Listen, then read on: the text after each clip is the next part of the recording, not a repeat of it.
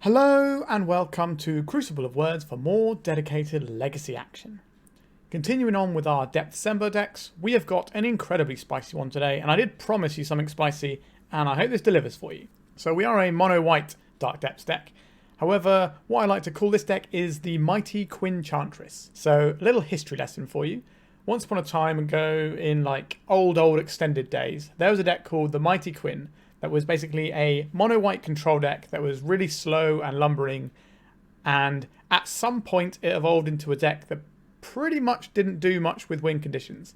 And there was even one build that didn't have any win conditions other really than, I think it was Mistveil Plains, and then you just tuck a card under your library. So you win the entire round 1-0-1 by making your opponent deck in the first one. So your deck's just packed full of answers. Now we've taken a little bit of that, but we did want to play to win. So, you know, we have our Dark Depths combo, but we are a very enchantment heavy deck. And enchantments are pretty good. There's some nice ways of just shutting off complete strategies with enchantments. And not that many people have interaction with enchantments outside of bouncing them. Generally, people play artifact hate like Meltdown, and there's not much in the way of enchantment hate outside of Force of Vigor. So, what is our deck trying to do? Well, let's get right into it. So, like I said, we've got a bunch of enchantments trying to lock people out. So we got Ruined Halo, so we can name a card, stop that from dealing damage to us or doing whatever to us. Pretty good. Stony Silence to hit all these artifact decks. Some Rest in Pieces for graveyard decks. We've got some removal in the form of On Thin Ice and Ossification. Then we've got some Deafening Silence to really jam up some Storm people. A cheeky little land tax so we can get a little bit of card advantage going. Some Idyllic Tutors to find those cards.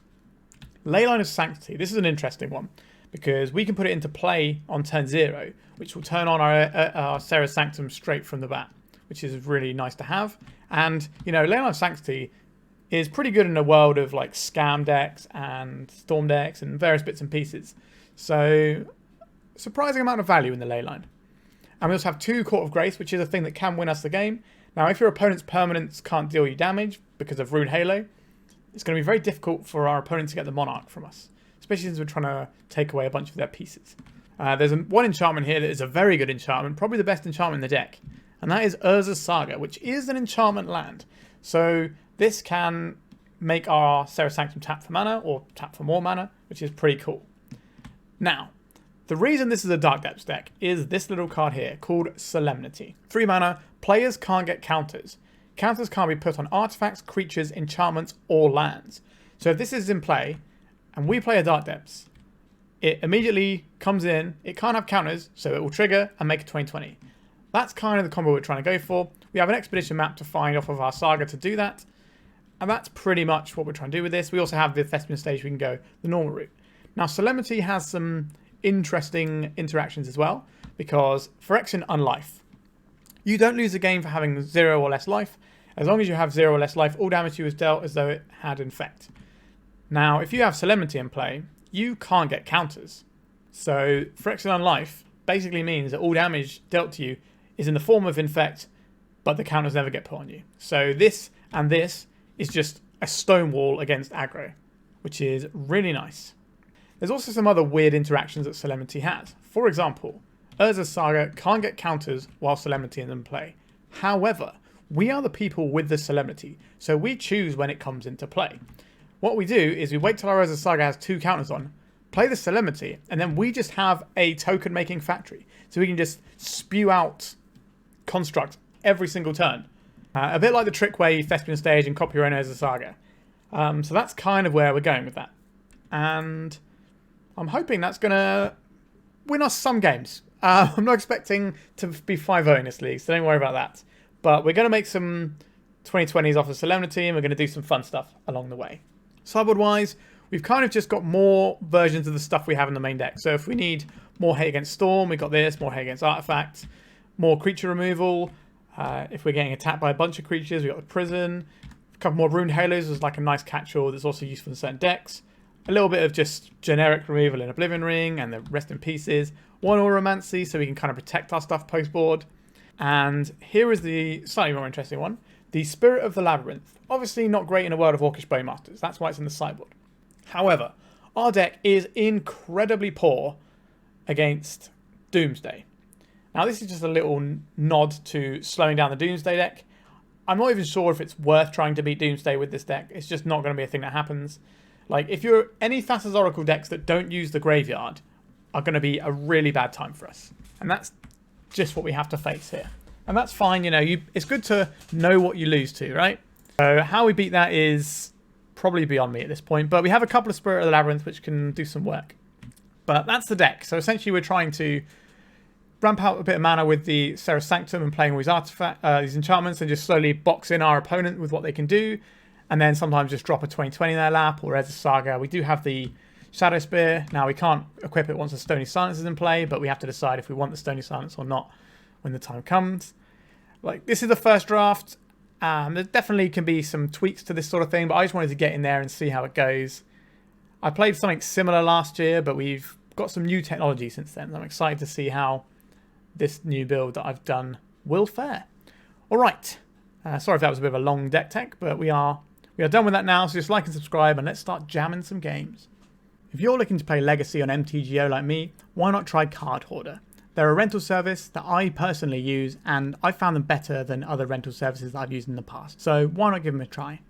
All right, we're on the draw. We don't have a white source, so I think we are supposed to mulligan. This hand is not as nice spell-wise, but it's fine. What are we going to get rid of here? We do have a pretty nice combo. I guess the most narrow card here is the Stony Silence, so I think we're sending that one back. This is where our opponent immediately plays a bunch of artifacts. A ponder. Alright, maybe not. So we do have the Solemnity Phyrexian Unlife combo. Against a lot of aggro decks, that will be pretty good. Phyrexian Unlife as well is just plus 10 life if you play it naked, so it's not too shabby. Alright. So we can do the Urza Saga Solemnity combo, which is pretty cool. So we'd like to... Okay, so we're looking at Death Shadow over there. So I'm expecting counter magic. So I don't really just want to just jam this Urza Saga straight away. So we probably want to try and play around some stuff here. So I think we play out the Thespian stage first. And then we're going to try and play around days. Like, if we play into Force of Will and they Force of Will it, then fair enough. And Orcish Bowmasters. Sure. Also, another thing that I forgot to mention, Solemnity stops Orcish Bowmaster from making an Orc Army token, which can certainly come up as a wasteland. Goodbye, land. Sure. That means our Urza Saga is safe. We need to draw another land. We got a relatively land-heavy deck, though. And there is a snow-covered plains. So I think it's turn we play out the Saga. Do I even care about Ossificationing here? I'm not entirely sure I do. It's not really going to do enough. We kind of want to bait out a counterspell if they have one, because we don't know how much time we're going to get with the things we're doing. I think we have to save the Ossification, though, for a big scary creature. There is a wasteland. Alright, that is a pain. Alright, we're going to take 2 here. A Rest in Peace. I'm pretty happy to jam this one. It stops Murktide being a problem. It's hardcast days. There it is. That's fine.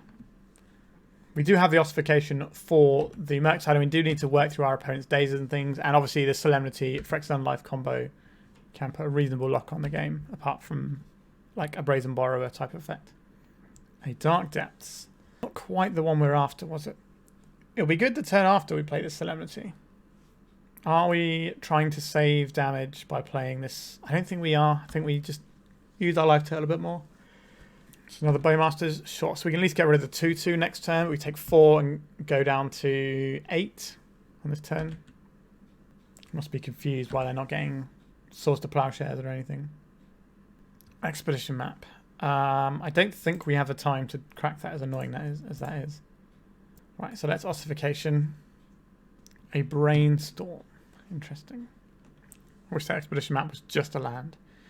We can start doing the Solemnity things. Right, so we can take out the 2/2. If we take out our Bowmasters and they can bounce our Ossification, then they end up in basically the same spot again. This way we just get to remove that 2/2, which is also the biggest creature right now. A Murktide here could certainly be awkward for us. But I guess we're looking for land into Phyrexian Unlife, which I think we have to play before the Solemnity now. And then we follow up with a Solemnity and Dark Depths and turn after.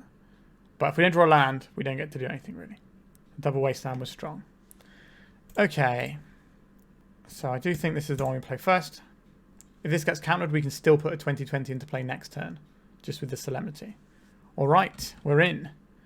This can buy us a little bit of time. Interestingly, I didn't get any reaction from our opponent. Is this just going to be a borrower? It is, sure. But we can replay that same turn if we want to. Or we can drop the Solemnity and the Dark Depths. We're going to go to 4 here. I quite like another land would be useful here. A Death Shadow. Alright, our opponent could quite easily kill us next turn.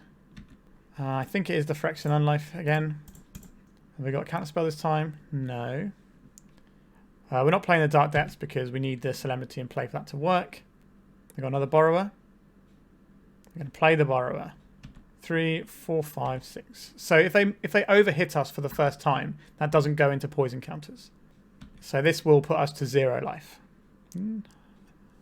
Well, -2 life. We don't get poison counters is what I mean. Okay, so let's try the Solemnity. They are showing us Force of Will mana over there.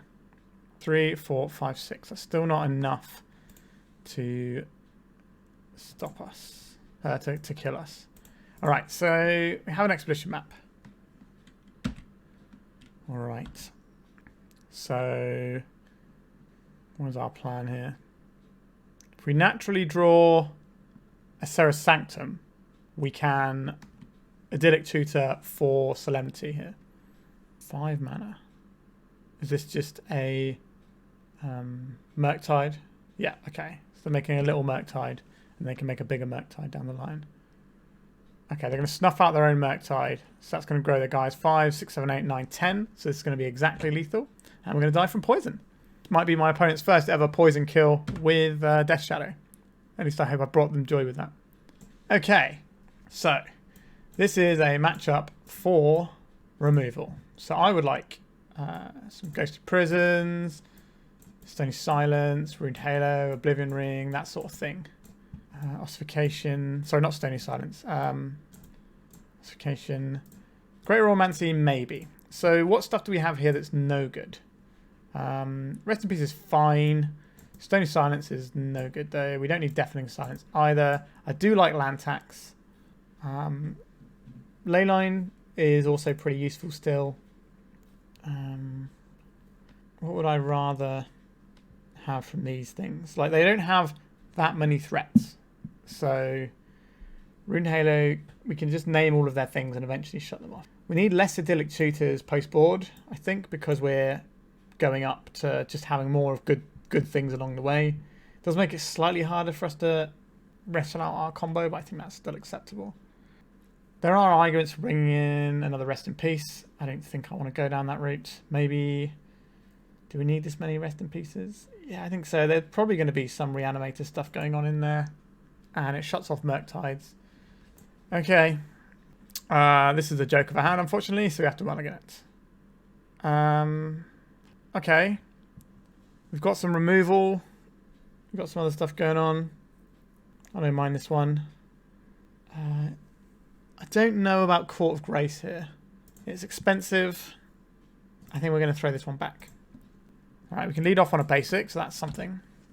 So we can Thin Ice to take out a creature. Although they're unlikely to play a creature in the first turn cycle. It's going to be Hand Disruption or Cantrip. Hand Disruption it is.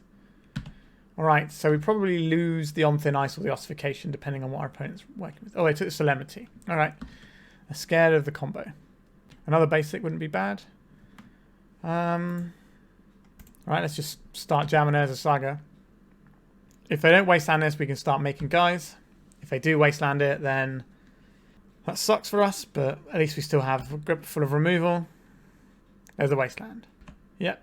I wonder if I'm going to be able to activate as a Saga in this matchup. And a Ponder from our opponent. That's fine. We have their first 2 threats covered. But we can get into an awkward situation of Orcish Bowmarters being a threat that's not really good enough to warrant us spending answers on them, but they do still chip damage us, which is kind of annoying. That's where things like the Ghostly Prison comes in, because then they're paying 2 mana for 1 damage, and that's a pretty hefty tax. Alright, another on Thin Ice. I don't hate seeing that one. Right. No second land from our opponent. Alright, we're just going to immediately turn our Thespian stage into a Plains here. so that we don't get wastelanded in the future. So we've got 3 mana to work with. Alright, so I found their second land. I'm not really doing anything with it just yet. We have more removal. There's no point playing our Serra Sanctum out yet. It's a wasteland target, and I don't really need to do that. I guess the one downside is if we draw a... Right, so there's a Bowmaster. I say if we draw a court, but I don't even think we play the court here, or a 4-drop enchantment we probably don't want to play. I guess Leyline is acceptable. Alright, here come the boys. Yeah, so I think we will, because we have 4 removal spells, I don't want to just get caught in a position like we did last time. So I'm just going to fire off a Thin Ice at this Bowmaster token. And we also have the Serra Sanctum now that we can play because we have a second one. If they want to spend a wasteland on this, it's a wasteland doesn't hit our next as a Saga. Now this actually taps for mana as well. I don't think we spend this other one. It's a 17 turn clock. I don't have to worry about that just yet. Now I can play Bowmasters, change things again. Nice if we could flicker our on Thin Ice. But alright, so I didn't have another Bowmaster. That's good news. There's an Underground Sea. Black, black. Dauthi Voidwalker. Sure, we have copious answers for this. Yeah, we'll take a little trace amount of damage there. So they know we have this Ossification. So I think we put this Ossification on this one, so they're 1 on each. This will get rid of our opponent's Dauthi Voidwalker. Then we can play out our Urza Saga. And then we can turn our Thespian stage into an Urza Saga if they try to wasteland our Saga. And they have to live in fear of Dark Depths as well. I don't think we just immediately copy the Urza Saga though. I think that's necessary. Although we do have a fair chunk of mana, right? Yeah, let's do it. Right, so this is now tapping for 4. So we're getting up there with the old manners. So we can make ourselves a Saga. Bowmasters, sure. Interesting timing. They don't want to wait for us to make a construct and ping one off. This might mean they have another one though. I don't think we're blocking here. We just get to pump out a lot of tokens now. So there's only 3 damage, puts us to 11. We have Shadowspear in our deck. What have we got? A Brainstorm, sure. There is a wasteland. What would you like to do here? We would like to target. So this will become a copy of this Plains. And then we will also make a construct while I'm here. And the wasteland will fizzle. Tap this. This will become a copy of this. And then we'll make a construct. And we can go and get ourselves a Shadowspear. Equip the Shadowspear. Dress down pretty good here. But if we connect once, then we kind of undo a lot of damage you've taken. I don't think we need to play the second Serra Sanctum out here. Alright. I don't hate the spot we're in. Another wasteland. Okay. The spot we're in has changed. But we have 3 removal spells in hand and the biggest guys on the board. So if this is just like a mid-range slog, we're going to be okay. Death Shadow. Sure. That's a guy. Don't think they're attacking into us there. Death Shadow is something you see in Shadow decks a lot more often as well than other tempo decks because it buffs the Shadow by removing the minus text on it, so it just becomes a 13. You can really jam people up with it. Snow-covered plains. We will on Thin Ice this Plains. Goodbye, Death Shadow. What's this? 3 mana. Force of Negation. So their Force of Negationing that means they don't have a Daze. Could still have a Force of Will though. Let's Oblivion Ring. We can still Ossification this as well. I suppose it could have a Daze. Force of Will, pitching the Daze. 1 card in hand. Kind of the ball game if this resolves or not, so I think I'm going to play out this Serra Sanctum. Oh, we've already played our land, haven't we? Alright. Let's see if the last card in the hand is a Daze. It is not. Okay. We're on 19, our opponent's on 3. There's a Brainstorm. Pretty good way of digging yourself out of a hole. Polluted Delta. Shuffling away those bad Brainstorm cards, putting themselves to 2. They just go Death Shadow here. That's pretty bad news for us. Another Brainstorm. Okay. What is the 1 card they get to keep off this Brainstorm? They are dead on the next turn. Because they can block 2 damage from the trample and 3 damage from the other one. Powder Keg. That's a good one. Goodbye, Constructs. Alright, that's a very good one. But we gained a lot of life in the time. So we've got some draws. A ghostly prison. Sure. If you want to attack me, that's your whole turn. So as a Saga's a good draw. The Solemnity type stuff is a 2-stage draw, so not so good. Okay, so I tap 2 lands for no reason. This Murktide? Oh no, sorry, they're not for no reason. They're paying for our ghostly prison that we just played. I know what I'm doing, honest. Alright, so there's a ponder. Been a hot minute since I played with ghostly prison. A Death's Shadow. That is a big boy. Alright, deck. Snow-covered plains. That's not the one. Why did they have to have that powder keg? So we take lethal damage to turn after this. So they're gonna pay 4 mana here. Leave themselves with 1. So Phyrexian Unlife can buy us another turn.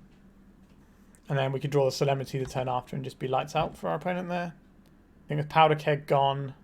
I don't think they've used a borrower yet. It's not in exile, is it? No, it's a Days in Exile. Alright, moment of truth. Ruined Halo. Okay. We'll be naming Death's Shadow. We have Protection from Death's Shadow. So it's now only a 2-turn clock from these little Bowmasters. What a silly game. Alright. Come on, opponent. Don't kill me. Give me some time. Alright. They're paying 4 mana to deal 2 damage, but that's pretty good when your opponent's this low. We need something. Another reason why it's also good to get rid of the tokens is because Ruined Halo can name Orchid Bowmasters. A Dark Depths. We don't have the mana to junk this, do we? This is how much is tap for? 5. That is not 30, is it? Yeah. I think our opponent is very likely to just turn their guys sideways and kill us. Oh, that's a shame. Felt like we were not a million miles away. Like, that powder keg draw was obviously very good. And our opponent's playing an optimized deck, and we are not. Alright, so they are attacking with their guys. That is the match, but we were very competitive here. Like, they needed to have explicitly powder keg or dress down then. Removal spells coming a little bit. We're staging a few turns. Yeah, the harm of playing a non-blue deck sometimes. Alright, let's get around 2. If you'd like to support me in the channel, please check out my Patreon. It has a free guide to budget turbo depths as well as 3 tiers of support. A low cost one that enters you into my monthly raffle for a free donation deck on the channel, a mid-tier subscription that gives you access to my detailed turbo depths guide that is updated every month as well as regular articles, and lastly the higher tier gives you all of the above as well as a monthly donation deck for my channel. If you're interested in supporting the channel this way, please check out the link in the description. Right, we're on the play. If our opponent's a Storm deck, they're going to have a miserable time. But we can play a Saga game with a Leyline. I think this is acceptable, but not amazing. If the Leyline's good, this hand is nice. And we have so much mana from turn 2. Not that we have the most to do with it, but here's the Deafening Silence. Let's hope that this ruins your day. Wowzers trousers. Interesting. Very interesting. What decks are scooping to that? Realistically speaking, I think the decks that scoop into it are mainly going to be like Storm style decks. So then we're going to want these sorts of things. And we're probably going to want to go lower on some of our creature removal. I don't think we just maybe go all out on the creature removal and just try this. Now that they're scooping for another reason, but scooping to Leyline and Deafening. I don't think they scoop to Leyline, they scoop to Deafening Silence. So I think we want to be on this sort of angle. We could play some more Rest in Pieces, but I'm not sure that's where I necessarily feel comfortable being.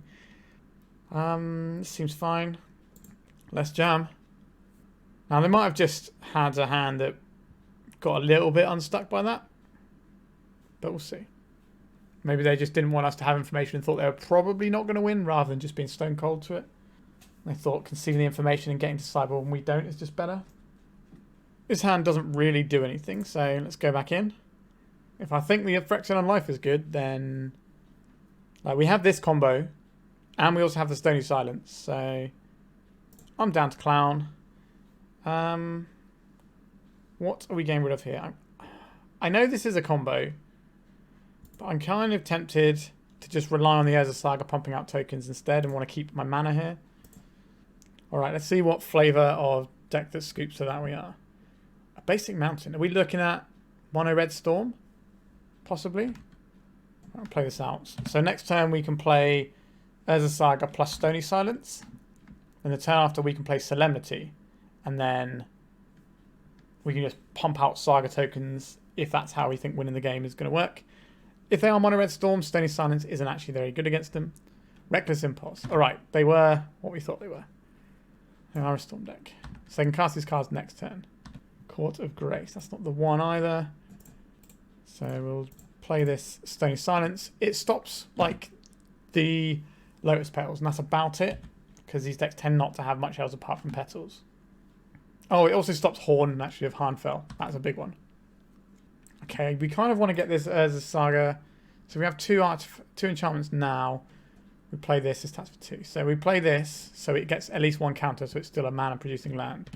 And then we play Solemnity. And next turn we play Phyrexian Unlife.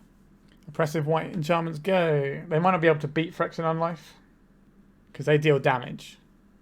I guess they could have a Tendrils, which is life loss instead. So that could work. Actually, no, life loss will just put us to 0, but we don't lose the game for having 0. So ignore me. Yeah, we are fine against that too. Jessica's Will. Alright, this is a big ritual here. This cost them 3 mana, but it's going to gain them 5. Alright, so now they're drawing some cards. What do they get? Manamorphose, bonus round, City of Traitors. Right, we can just F6 return and see how they fare here. I think we are going to be 1 turn too slow. Yeah. Right, they can still miss. They haven't got the most amount of cards. They are drawing 2 cards here because of the bonus round and add a load of mana. So they do need to find like a Reckless Impulse style effect. Another bonus round. Okay. So if they have any draw effect here, this should be... Okay, so this is going to make them... They can just go and get Fiery Confluence and just Confluence us out a couple of times. Or they can go and get the thing that draws them 3 cards and makes some treasures. And then that would just be enough, I think. Fiery Confluence and Rite of Flame. So they play the Rite of Flame. That gives them a whole bunch of mana. And then they... So this deals us 6 damage. This is 18 damage. And then Bergie attacks for the remaining damage. Alright, we were too slow there. Do I want some ossifications? Or like... Okay, I don't think we care about these rest in pieces for this particular brand of Storm. Now, they can Past in Flames us out, I suppose. Maybe... This is just for Past in Flames, though. Where we could just have some answers for Bergie, which is kind of how they get to the point where they're casting Past in Flames in the first place. Maybe we don't want the land tax here. And we can take we'll keep one in so we can shoot for it if we feel the need. Just to shut off some other avenues. Double Leyline, no mana. Let's mulligan. Well, this is kind of how we drew it up, isn't it? I don't think we need the Thespian stage. And we would like white. So I think this is the one that goes back for now. So Fiery Confluence is like each opponent. Let's get Deafening Silence going.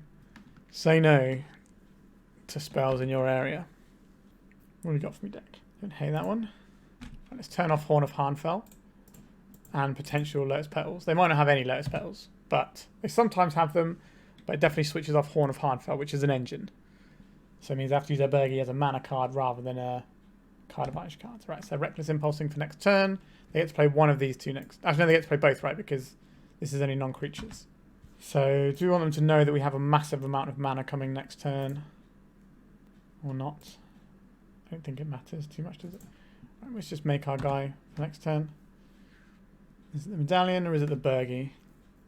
They're not going to have the mana to cast both. Let's make a guy. Okay, they're casting a Manamorphose now. Right, we will tap this for some manas. Make a guy. Make an expedition map. Crack the expedition map. We can't crack the expedition map actually, can we? But it does pump our constructs. We play this out. Play this out. Alright.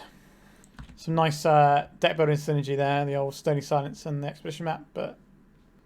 Alright, a Reckless Impulse, a Ruby Medallion and a Wren's Resolve. Which of these two would you like to cast on your next turn? Probably the Wren's Resolve. They're just digging to an answer for what we've got in play. I guess we go to attacks. Not bad clock. We'll play this out, it gives us more mana. Get to say no to some stuff. I don't think they're going to have a red spell that gets rid of all of our artifacts and all of our enchantments. They could definitely get rid of all our artifacts with something like a meltdown. That's probably a 2-stage process via a burning wish. We're going to see here. All right, so they got the burning wish. What would you like there, opponent? Chaos warp? No, that's an instant, I think. I don't know what the red sorcery they have. Fiery confluence. Okay, so their plan is to just try and burn us out with fiery confluence. Understood. Can we draw Runed Halo? We cannot draw Runed Halo. This can also blow up 2 artifacts, which will slow down our clock substantially. Right, we'll just keep playing this out. This is like playing mana out. We know they've got this in hand. And we're probably going to see it this turn because this is the only way they survive. So they will blow up 2 artifacts and then they will dome us for 2. And then we will have to find a win condition, which our deck is somewhat light on. The real Mighty Quinn over here. Alright. They're just blowing up all of our artifacts. That's your spell for the turn, opponent. Court of Grace would be amazing here. Another Leyline. Sure. We have a lot of protection, but we do need to close this game out because given enough time, our opponent's deck will have an answer to what we've got here. Ren's Resolve. Bonus round and Jessica's Will. Bonus round, not great right now. Jessica's Will is this turn, yeah. So that's not very good into the Deafening Silence either. At least the Ren's Resolves and stuff can dig for the following turn. Alright, this is what we wanted. Here we go. An engine. This ends the game pretty darn quickly. Like, we might be able to slow mode this Dark Depths, you know. Like, we can 3-turn it. What is this? So they can play this Manamorphose on our turn to draw a card. Alright, I guess we'll have a 4-4. Solemnity. What does that do for us right now? It makes a massive guy, doesn't it? I hope you like 2020s. Alright, so this is the last spell our opponent gets here. No, they did have Lotus Petals, sure. Yep, so they get a Bergie, but we are about to bash him with a Merit Lage and an Angel Taken. Just run on the card. Alright. We got our first match win. So, basically, what we're trying to do with our deck is shut our opponent's way of winning. So, we have the Solemnity plus Phyrexian Unlife combo for aggro decks and stuff. And then we have things like Deafening Silence for Storm. But we are very much on the board. So, happy about that. Let's go to round 3. I would like some white mana. So, I'm going to mulligan this one. I don't think you heard me, deck. I said I would like some white mana. I don't think having double tutor is great either. This is okay, I suppose. So 2 of these cards are going to go back. We got get rid of the planes. I think if we keep the stage, then we have access to a 2020 here. So I'm going to do this, and then we're going to put this Leyline in and hope it does some work. We do get to make a Rest in Peace. So we're shutting off graveyards and we're shutting off things targeting us. That's quite a lot to shut off in the first 2 turns of the game. Windswept Teeth. Let's shut some more things off. What flavour of Windswept Teeth deck is our opponent? A Wasteland. Goodbye, Urza Saga. Sure. Serra's Sanctum, you say. So this taps for 2 mana. So we can play an Expedition map, play a Serra's Sanctum, and then we can crack this whenever we want. We can go and get either a Saga, or we can just go and race to the Dark Depths combo. But I'm not really sure what our opponent is on yet. So hopefully we get some more information this turn. Alright. So there's one of those. I think we're just going to get an Urza Saga here. Okay. Okay. I'm down. This is the old infinite Urza Saga. Turn it into a factory. I'm down for that. You got a 3rd Wasteland there, opponent? I do not. Okay. Sylvan Safekeeper. Alright. Playing this Solemnity out now feels very bad because they can just go and get Dark Depths or something and kill us. So we're no longer on that plan. So we're going to get a Thespian stage into play. This will deter our opponent from putting a Dark Depths into play. A Flagstones. If we attack and they make a 2020, we do just lose. I would need... They've already played their land. I'll trade and there's a Saga token. I think I am okay to trade a Saga token here. Alright. This cannot name a token, by the way. Because tokens are not cards. Alright.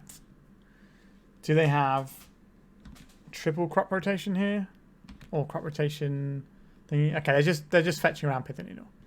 That's a very reasonable thing to do. So we can start bashing for 3 soon. Getting above 20 life is really good. Where's this? And endurance. Okay, that's a little frustrating for us at times, but I can live with that. So our Dark Depths combo is a bit of a liability here. And if they have another endurance, we can't really attack either. So that's kind of annoying. So I think the plan here is make ourselves protected from endurance. We can't name tokens, it has to be an actual card. And the slightly longer term plan here is to play a Court of Grace where our opponent can't contest the Monarch. I'm not attacking into an endurance. Here comes another one. There it is. Okay. So if we can get the Monarch when they can't interfere with it, that's going to be pretty tasty for us. Do need to find a land. A Dryad Arbor, we can block that. Oh dear, what is this? Green Sun Zenith for 3, getting a Knight of the Reliquary. There it is. Okay. We need to find an answer to our opponent's threat here. It's not like the most threatening thing in play as a creature, but it's the fact that it gets to do some pretty grim stuff to us.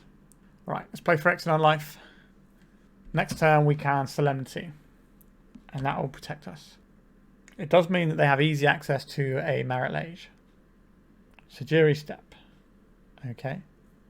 Protecting their Dryad Arbor from black.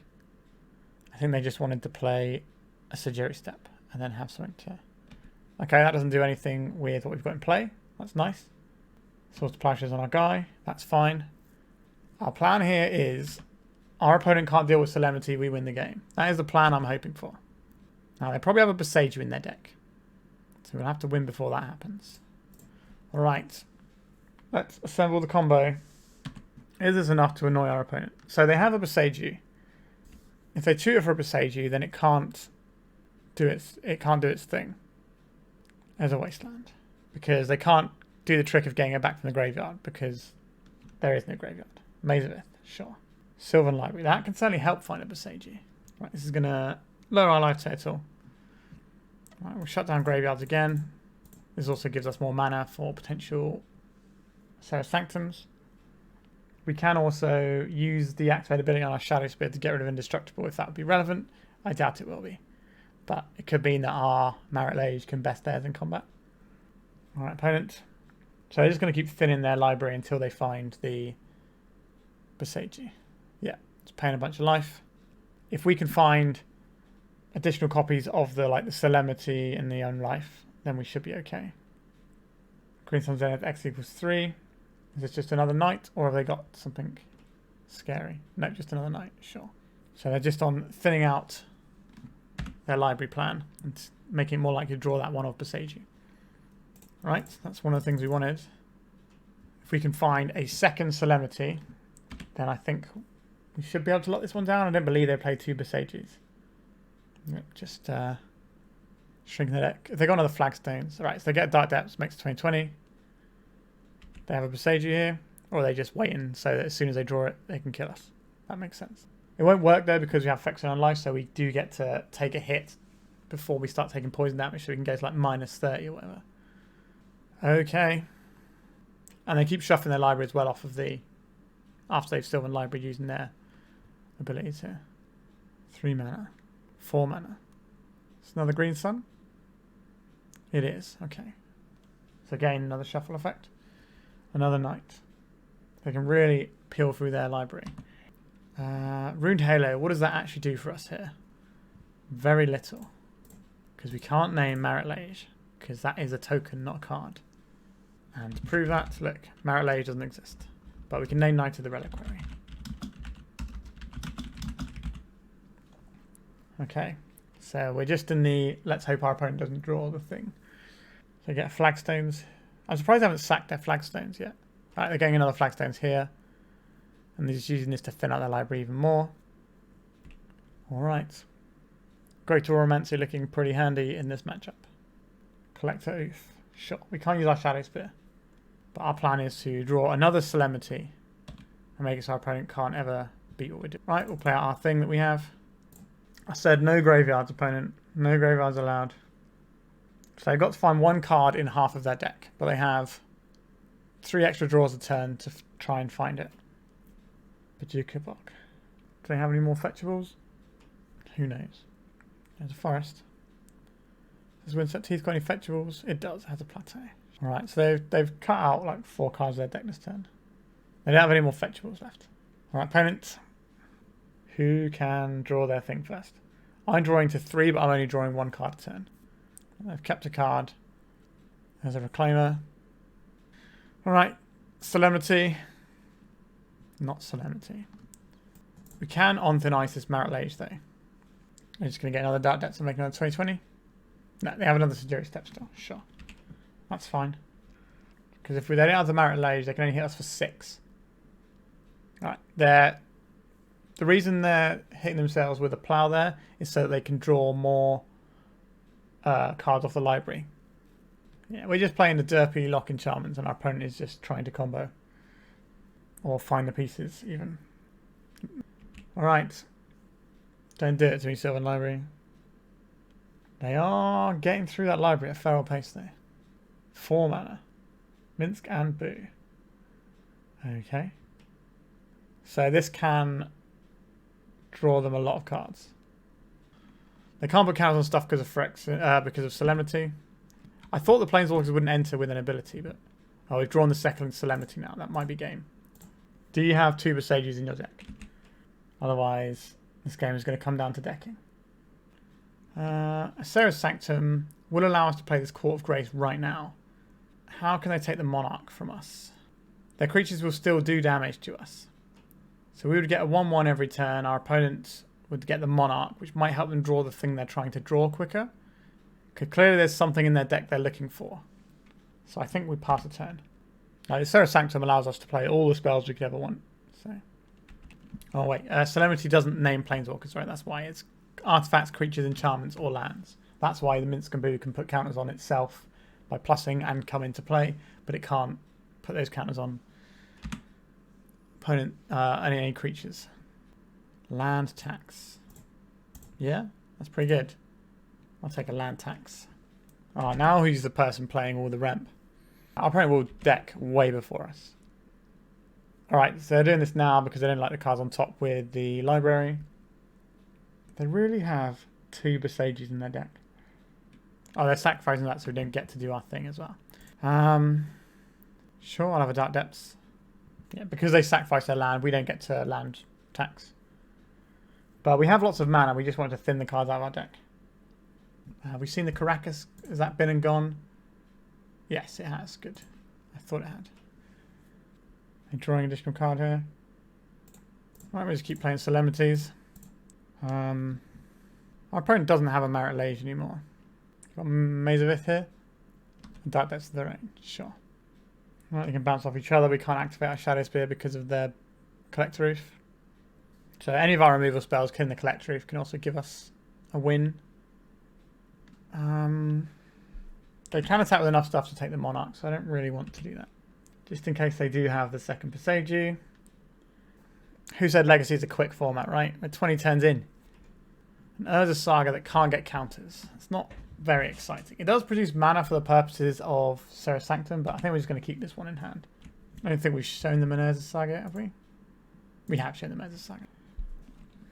But our Serra Sanctum taps for infinite mana anyway, so... If we draw an Idyllic Tutor, we can tutor for another Phyrexian Unlife, and they'll need 3 Besages to kill all of our things. I don't believe they have the Outland Liberator, because you would have just tutored for that earlier, when it would have been good. Ossification. Alright. Let's cast this, targeting this. Let's get rid of the Collector Roof. Let's tap for many manas. Equip to this guy. Plough. It's a plough. Sure. We're back up to 10 life. Do I really have 2 Besages on Thin Ice? Does that do anything for us right now? I don't think so. We just pass. Like, we can take 1 hit and it will put us into like a massively negative life total, but it won't lose us the game because of the Phyrexian Unlives. Maybe their plan is, and they can't even just Presage this and throw something at us either. I don't know what their plan is here. I don't know if I want to play this Deafening Silence either, to be honest. Because we might need to double spell in terms of like Idyllic Tutor into something else. Alright, our opponent is down to 12 minutes and down to 9 cards in their library. Sure, we just pass. Like they've tutored from their library enough time to have looked to see if they can actually get themselves out of this spot. Let's have another Solemnity. It's not the one we actually want, but another Phyrexian Unlife. Like, there's a possibility they have 2 Besages. I don't believe they have 3 at all. I'll be flabbergasted. On Thin Ice, okay. We can play 1 on Thin Ice here. Get rid of the Merit Lage. Another Phyrexian Unlife. Is that good enough? You need to have 3 Besages now, opponent. There's 1 Besage. I don't really know what's going on. Well, they could just... Alright, we will play this one out. Yeah, their clock is a lot lower than ours. And they played a Besage. Alright, I think our opponents just had enough and is having a bit of fun with themselves. Blowing up their opponents. Maybe they're trying to claw back some time on the clock. But that's costing them clock to do that a little bit as well in terms of total clock. Or maybe they're just letting us have the great screenshot of them having no cards in library. I guess they have Green Sun Zenith, they can just keep recycling. That's their plan here, is it? On Thin Ice. Sure. Let's just cast this then. This will eventually win us the game. Yep, so they don't have an answer. Their answer is to keep Green Sun Zenithing to keep their library going. But we presented a win condition, and that's that one. Alright, sideboarding. This is not a matchup where I need to have Deafening Silence in my deck, that's for sure. I would very much like this Greater Auramancy. I would very much like more removal spells. Ghostly Prison is pretty reasonable. So, I like the Rest in Pieces. They seem alright. Maybe it's just a case of this whole Idyllic Tutor goes away again. We're probably going to have less lands than them if they're wastelanding us, so I like having the land tax. If one of these cards has got to go, like the Leyline of Sanctity, what do they do in this matchup? They stop them throwing a Minsk and Boo at us, which is not nothing, but it's not amazing. We can just play some Halos, and having a Leyline of Sanctity is probably okay. Or would that be better as an Idyllic Tutor, so we have additional copies of things? That's probably better, isn't it? And we can pull out this Greater Auramancy that way. Do we want another tutor to help? Now, we've got a lot of removal and things. Maybe this is fine. Feels like we could maybe play some like really big top-end enchantments that like shrink all your opponent's creatures. Removal spells, other stuff. We have the Saga Factory. You have a Maya, Reclaimer. You're on thin ice over there, Reclaimer. Thin ice indeed. We are going to F6 as many times as we can, because our deck is not the quickest thing. Dark Depths, you say. What are we doing here? Play out the Saga. So next turn, if we play out the Sanctum, it taps for 2. So we could thin ice something, and then it will tap for 3. We can play the Solemnity. Alright, so that's probably what we're going to do here. They haven't shown us a Ghost Quarter in game 1, so I don't think they're going to have a Ghost Quarter in this game either. So on Thin Ice, target this. Kill that guy. Out Serra's Sanctum. I'm kind of reluctant, although this will mean, if we play this Solemnity out, it will mean they can just Dark Depths whenever they like. I think that's okay though. Because if they're doing Sorcery Speed Dark Depths, then we get to kill it with an Oblivion Ring, and we also can Idyllic Tutor. We didn't see crop rotation from them, so they are not on that front. Alright, so there's the Dark Depths, sure. I think they're just on creatures to find lands rather than crop rotation. At least they didn't show us a crop rotation. Is there a way that we can do this differently? How much is this tapping for? 4 mana. We'll cast this. I'm going to crop rotate here. They're going to Besage you our Oblivion Ring. That is not going to work the way that they want it to, because this is an old templating of cards. Because this is going to go on top, and then this is going to get this. We'll have a 20/20. We'll activate this. Make a construct while we got the mana. We should play the Expedition map as well. I'm just trying to be cognizant of our clock. Yeah! Second match. We have a positive record after 3 rounds with our nonsense deck. Yeah. Sweet. We've already hit the threshold of what I thought was possible, so anything from here is a bonus. Let's rock and roll. Opening hand for round 4 is not one I am going to keep. I played this opponent the other day. I can't remember for the life of me what they were playing. Doesn't also mean that they're playing the same thing they were the other day either. Alright, let's mulligan this. Well, well, well. This does a thing. We're on the draw. Am I keeping this? I think I'm going to keep this. We get rid of 1 Solemnity, or is it 1 Dark Depths? Do I think it'd be better to have 2 Dark Depths or 2 Solemnities? That's a tricky one. If they play someone like Yavimaya, this does turn on Dark Depths as a mana source, which isn't the worst. Right, we'll throw back the Solemnity. This is worse against Thoughtseize, which means I'm about to get Thoughtseized. A Bauble. Okay, that can see a card. What flavour of Bauble deck are we looking at here? Are we looking at like 8 cast or Paradoxical Outcome or Storm? He did target us with that one. Okay. Draw a card here. Right, we're playing his Deafening Silence out. It makes our Sanctum tap for mana, so it's important to get this down. This also slows down our opponent a lot if they're a Delver deck, which would be my impression from the start we've seen here. Alright, they want to daze this today. They didn't do anything on 1 mana last time. We're going to see a Brainstorm here? Or is it just floating? No. Okay, they didn't do anything on 1 mana last turn. Maybe they went this turn. Alright, how a DRC this turn. Alright, understood. A land tax. Can't play this around a daze, but this is a pretty important one if it sticks. Got another daze? Are we supposed to play out this? I don't think we're supposed to play out Dark Depths because it makes our land tax worse, and also it doesn't do anything at the moment because we don't have a Thespian stage. So now our opponent has to decide if they want to play a second land or not. And because the Deafening Silence isn't in play, they're more incentivized to... they're portenting us. They want to know what's going on. But we're going to possibly shuffle these cards away anyway. I think they also just want to get more of an idea of what nonsense we're on, which is a pretty reasonable thing to want to know because we're definitely on some nonsense here. Okay, they've left them on top. We're going to take 3 here. They're not going to let us draw an extra... They've probably basically just buried a land here is what they've done with that portent. That Deafening Silence. This doesn't really do anything against them right now. Because they're not going to want to play lands, because giving us lands is going to be better than them multi-spelling. They're just going to try and keep us on the back foot by stopping us getting our land tax going. So we have 1 more card from the portent pile. If they got another portent, then we're in trouble. They can just bury lands. Right, there's a Mishra's Bauble. Cracking in with a little Channeler. Be my guest. So this is the last card they buried off the portent. Okay, I can see why they buried this. I think this is worth casting still, but I don't think it's going to resolve. But they've had 9 damage out of this Channeler, which is a pretty good rate on it. Our opponents have way more information about everything this game than we have, which is annoying. I wouldn't be surprised to see a Force of Will here.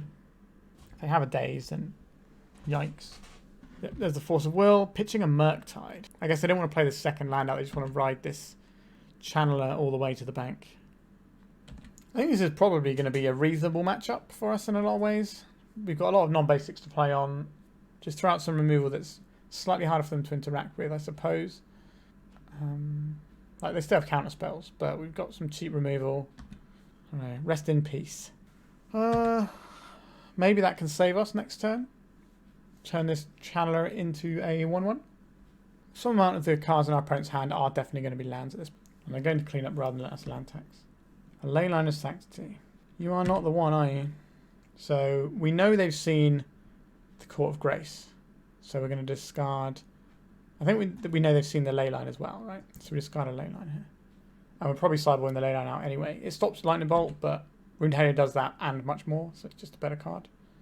Right, in comes 3 on the Channeler. So we have to find a land to play this Rest in Peace to buy 1 turn.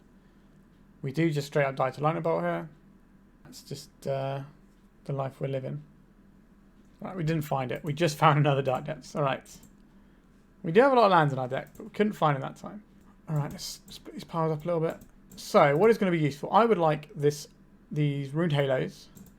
I'd like this Ghostly Prison. I would like these...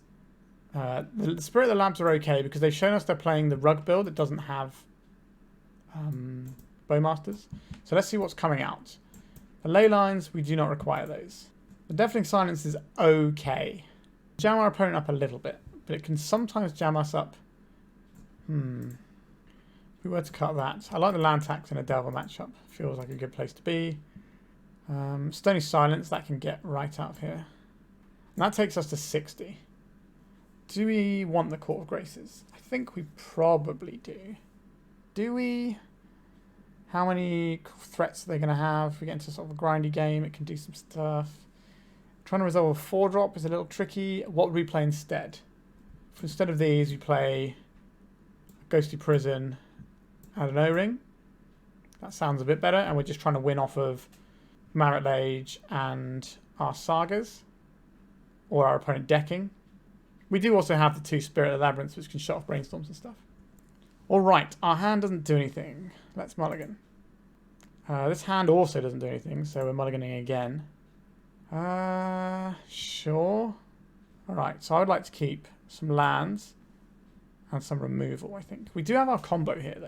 We're definitely getting rid of the Shadowspear. So I do want to keep our combo and maybe sack off one of the removal spells. That does require us to draw another land to get up to 3 mana. What is better here? I think Solemnity is slightly better than Phyrexian Unlife. This can be plus 10 life, but this just can give us a 20/20. Or maybe we are supposed to get rid of the Ossification. Let's try it this way. Like, we're already ahead of where I want it to be. We've got 2 wins on the board. I think we're going to high roll for this. Like, our Serra Sanctum might just get wastelanded and we might have a very bad time. There is a Mishra's Bauble. A basic Plains would be the best draw in our deck right now. They target us with the Bauble when they had a fetch land, which I don't think is right. A Ponder, sure. Although maybe they want to see what we've got and then know what they're looking for with their Ponder. But I think knowing if you want to keep the top card of your library is probably better, but if you're going to cast a Ponder anyway, I don't know. Please draw us a basic land. It's not a basic land, but it's a playable Magic the Gathering card. Okay, so then now they know they were looking for a wasteland and they chose not to shuffle. So wasteland is what I'm expecting to see here. Please don't. There's the wasteland. Sure. Goodbye as a Saga. That's why I wanted a basic land. So now we have a basic land, so I'm down with this plan. So you can play an On Thin Ice around a daze. Alright, this also turns on our Serra Sanctum as a mana producing land, so we can then play like a 2-drop around a daze if a 2-drop would materialise, like an Ossification, for example, or a Ruined Halo. A Ponder from our opponent. So our opponent's on the Eternal Weekend winning deck list by the looks of things, so the portent is telling me. Although maybe it's something that people are going to start adopting across the board. A Rest in Peace around a daze. That feels very strong here. Let's say no to Murktide Regents and shrink Dragon's Rage Channelers. Alright. We did expose our Serra Sanctum to a wasteland for doing this. But Resting Peaks basically blanks 2 of their threats. Leaves them trying to win with Delvers and the Druid. Solemnity can cover Druid in an interesting way. Right, no wasteland. A counterbalance. They don't have many 3-drops. 1, 2, 3. So I think we go for the Solemnity here. I don't believe you're going to have a 3-drop on top of it. Like Borrower. I think the build that they are running, if it is the Eternal Weekend one. Oh, they had the Force of Negation just on the top. Stone cold from our opponent there. Yikes. And also they have a Force of Negation drawing for next turn. Yikes, that's annoying. So the Solemnity would just allow us to play a Dark Depths and make a 20/20, which their deck can basically only answer with Stern Dismissal. But they might have innovated slightly on the list. Alright, so they've been drawing a lot of extra cards over there. And filter in their deck. Let's see. Delver of Secrets, sure. This is going to be a Hymn to Turak if we play it. Let's play this. Mishra's Bauble, sure. I'd very much like to name Delver of Secrets. Now, we know they have a Force of Negation, and there it is. So, let's just get another Rest in Peace in. We know they've got a Mishra's Bauble on top. This gives us more mana off of our Serra Sanctum, making it easy to play around soft permission. The Phyrexian Unlife, we're going to have some turns to play that down the line. So we know they're not revealing here because it's the Mishra's Bauble. Are they playing this Bauble? They didn't play the Bauble. Dark Depths. That's kind of annoying. But we can do some stuff with that down the line, perhaps. Let's see what you got. 3s are not a number they have a lot of. I don't think we're supposed to play the Dark Depths this turn. because we could draw a Solemnity or an Idyllic Tutor. So we can remove 2 counters a turn with the Dark Depths. So they shuffled away the Lightning Bolt that could have triggered this. There's the Bauble. I don't know why they didn't play that last turn, because they could use that to manipulate the Delver, so it's more likely to flip. Unless they had a Brainstorm that they wanted to do stuff with, I guess. A Dark Depths. Okay, we'll play 1 out. If this only hits me for 1 with this Delver, then we can make a 20/20 before they can kill us. But that is asking a lot. It's 5 turns that we make a thing and they kill us in 6 turns. So if this Delver doesn't flip for a few turns, we'll have a bit of a life total buffer. So this is the sort of thing we don't want to see. Now we do still have 10 extra life from Phyrexian Unlife. Alright, so now they've stacked their Bauble so they can have a look at the top card of their library. So they know what they're drawing. Yep, so they revealed a Force of Will. So Thespian stage, pretty good draw for us here. Alright, there goes our 2 of our counters. Solemnity, you say? This is 4 mana. Let's try Solemnity. I'm not expecting this to resolve. We know they've got Force of Will. And they can just hardcast it. Maybe we're not supposed to do that, we're just supposed to funnel our mana into the Dark Depths. But we are losing that race at this point, so... Oh wow, we're just in. That is very interesting to me. Sure, let's have a 20/20. They have a Stern Dismissal in their deck, I suspect. Oh, yeah! We got them with a big Merit Lage. That's how I like to play. Alright, deck building seems okay. Do I want a Greater Auramancy? I don't think they have that much way of bouncing our stuff. I think we're just going to run it back like this. Loads of removal, loads of annoying stuff. We are an annoying deck today, but I'm having a great time. What is this hand telling me? It's telling me I should mulligan, I think. We do have our combo, but we are going to be hemmed in on lands in quite a big way. We do get 2 draw steps to find any second land which gets the expedition map. Have I taught myself? I've taught myself into keeping it, haven't I? Go on then. I don't think they're going to be dazing an expedition map. Could be wrong, but...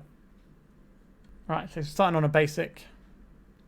Important targeting themselves, sure.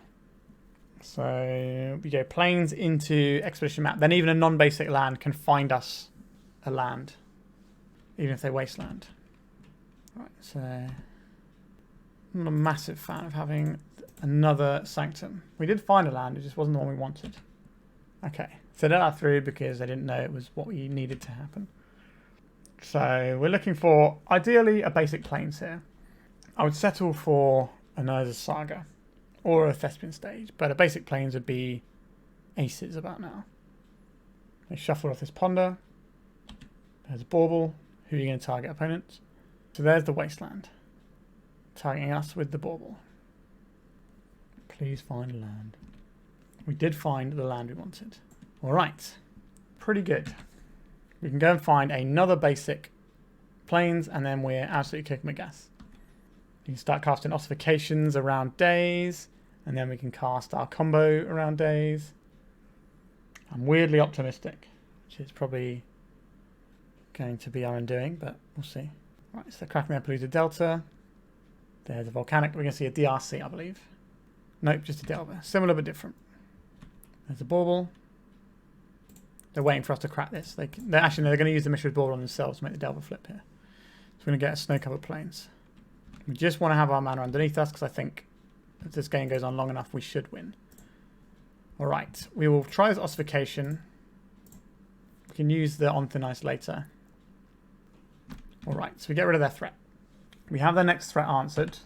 Our Serra Sanctum is now tapping for mana. We can make it tap for 2 by playing On Thin Ice first.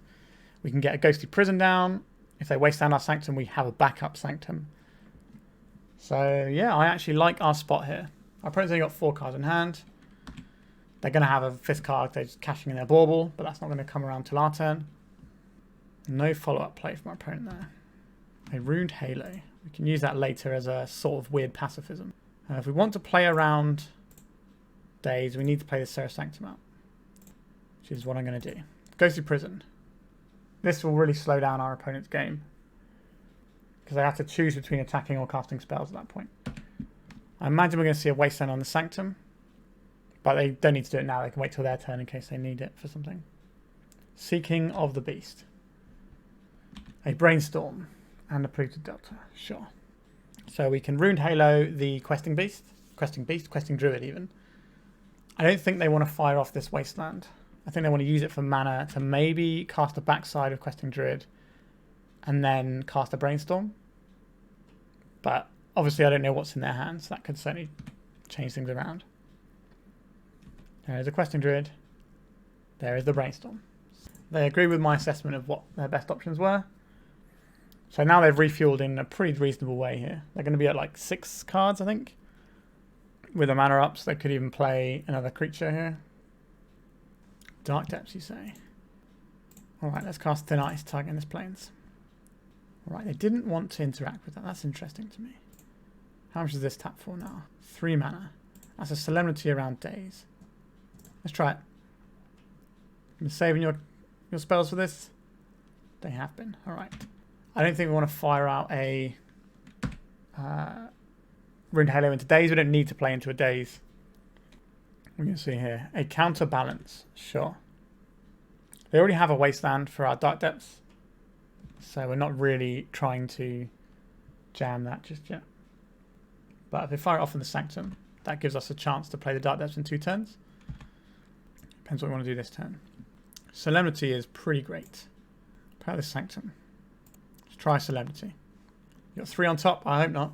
There can't be many in a deck. A Wasteland. So we play the Sanctum out so we could play around days. This also gives us the ability to slap this Phyrexian Unlife into play now that we know it's going to resolve. Can you beat the lock? They can. They have Stern Dismissal in their deck. Which bounce enchantments as well as creatures. Alright. They do have a Wasteland for us to get through though. Which means our Dark Depths won't be able to do its thing immediately. But if they just Wasteland our Serra Sanctum, which is pretty reasonable, it's generating 1, 2, 3, 4, 5 mana at the moment. So if they Wasteland our Sanctum, we can just play our Dark Depths, and then their Stern Dismissal has got multiple things it needs to break up. And they're just going to kind of get rolled over. There's the Wasteland. Go on, go for the Sanctum. Yeah. Alright. How do you like them apples? We're not going to play our Idyllic Tutor right now because we don't need to. And it plays into days. We're in quite a commanding position right now. Alright, what we got here? Stern Dismissal. Seek the Beast, sure. 2 lands, so only 1 card off this Questing Beast. Druid, not Beast. One day I will stop saying that. Oh, they're running Vapor Snag, interesting. Sure. I think if we get Greater Auramancy, they're unlikely to be able to beat that. This Questing Druid will only ever be a 1/1 as long as Solemnity is in play. So it's not a threat. We need to Ruined Halo. Snow-covered plains, happy to see that. That gives us the ability to Idyllic Tutor for something like Auramancy if we want it. It's a little bit telegraphed, so that's what we're going to be getting though. Right, so let's go for it. Again, I don't think 3s are a big thing they have on their deck here. The build is slightly different. They're running Vapor Snag, so they might not even have Stern Dismissal. So they're seeing if they want to reveal the card or not. Right, so now they're cracking it, so they get another potential flip. Days. Okay. Something to play around, isn't it? What is good here? I think... Did I board in the Greater Auramancy? I don't think I did I? I did not. That's interesting. I think I'll just want a Resting Peace here. Just keep some more threats out of play. We could have gone and got Urza's Saga. But I think Rest in Peace is probably better. That invalidates 2 of their threats in their deck. Are you going to pay 2 mana to deal us 1 damage? God, it doesn't feel good, does it, opponent? It really doesn't. Alright. Kapow. So now players Rest in Peace they know about. You got Days on top. They haven't been able to stack their deck. Blood Moon. Okay. That does make it difficult for us to win the game, but our opponent has got fewer cards in library, so we can win that way. We have the next 2 creatures answered in theory. Counterbalance is a thing we have to contend with. Alright. So no Dragon's Race Channelers as a real worry, no Murktide Regents. Obviously we still have our combo set up, but it means they're unlikely to just beat us down in 1 turn after they blow up one of our pieces if they have a way of interacting with it. Alright, sure, you can play a Blood Moon. Doesn't pump your Questing Druid. it takes you off of green, so you can't play any more questing druids. Phyrexian Unlife, let's have another one of you. I don't believe our opponent's got 3s in their deck. Volcanic Island, it's not the one you want. Go ahead, opponent. You got 7 minutes to get through this selection of nonsense we have. We find another Solemnity, and then we're doubled up on protection. It's costing you 2 mana to deal us 1 damage, and then you have to deal with a Phyrexian Unlife problem. So importantly, having 2 Phyrexian Unlife means if they bounce the Solemnity to stop our combo, we still don't lose the game immediately. I don't think we need to do anything about that just yet. If they play a thing that can take bigger chunks out of us, then I'm more inclined to play the Runed Halo. Sure, a Dragon's Race Channel that will always be a 1-1. You don't want to tap that island, opponent. That's your only island. Yeah, okay. Found the line here. Alright, I think another Solemnity is probably game over. Could be wrong, but... Alright, another Plains. I don't think we need to do that. We want to cast multiple spells in one turn through a counterbalance when the time comes. And if we find something like a Solemnity, I'm more inclined to try and cast some spells beforehand and see what the counterbalance does. Because if we find the second Solemnity, I think we're locked up. Because they can't play anything like Force of Vigor here. Right, so their Wastelands don't work. That's good to know.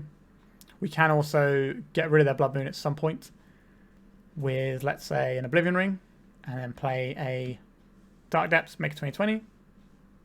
Solemnity. This is one of the ones we wanted. 1, 2, 3, 4, 5. They only have 1 island. So I think we start off on this and check the counterbalance. I'd rather get rid of the Dragon's Channel because it can look at more cards. But we're just doing this to see what's on their counterbalance. We don't really care if this gets countered. Questing Druid. Okay.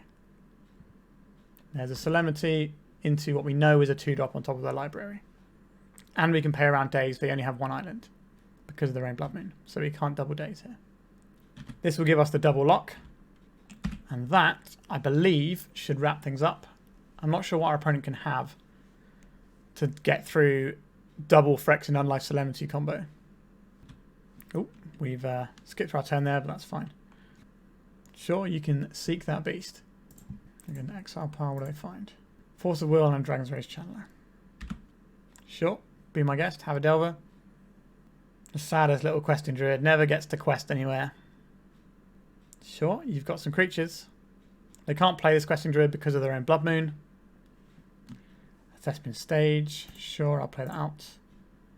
I just jam another Solemnity. A Daze. I'll turn off auto yields and we'll pay for this Daze. Alright.